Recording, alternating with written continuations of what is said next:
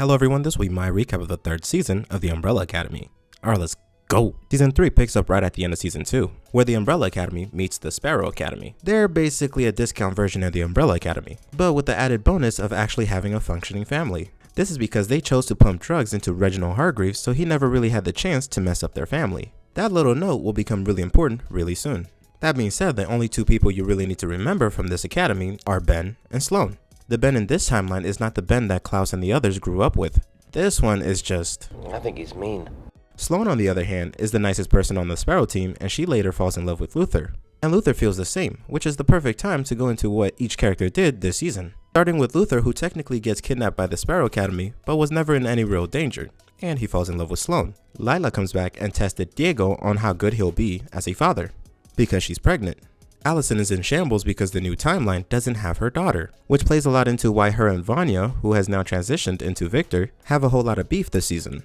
You see, Victor wanted to save Harlan, the kid that got powers at the end of the last season, but Allison wants Harlan dead because he has a lot to do with why her kid doesn't exist. This is because while Harlan was growing up, he was connected to the mothers of all the Umbrella Academy members, and while unable to control his powers, he logged all their mothers out of life. Allison did not like this one bit, so she took Harlan's life. Hence the continuation of their never-ending Arby's deal. I understood that reference. Klaus bonds with Reginald Hargreaves and gets him to get off his meds. And with the help of Reginald, he finds out that he can come back from the dead. While Klaus is rediscovering himself, Number 5 and Lila visit the commission, which is completely abandoned. Except for one person, the founder of the commission, a future version of Number 5. He then tells Number 5 on his deathbed that to save the world, he can't save the world. Which brings us to this season's apocalypse. You see, because Harlan killed their mothers, it created what's known as a grandfather paradox. This paradox spawned in a Kugelblitz, which, like you guessed, will destroy the world unless stopped. Fortunately for them, it cannot be stopped.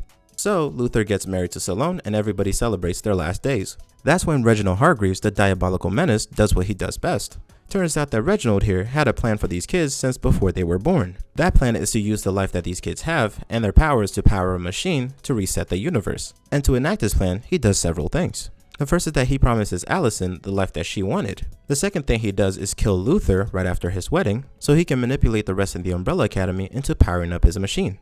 Which is exactly what he does. While the machine is draining the Umbrella Academy of their life, Allison, who by the way co-signed these murders, decides to have a change of heart before Reginald can send his update email.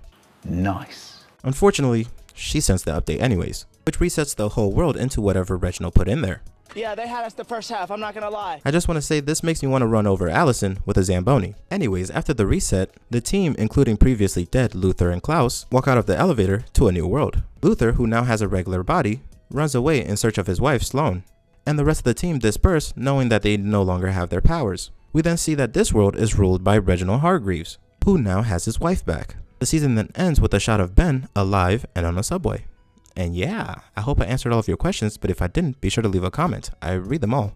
And if you want to know who Harlan even is and what happened in season 2, you can click this video right here. That's it.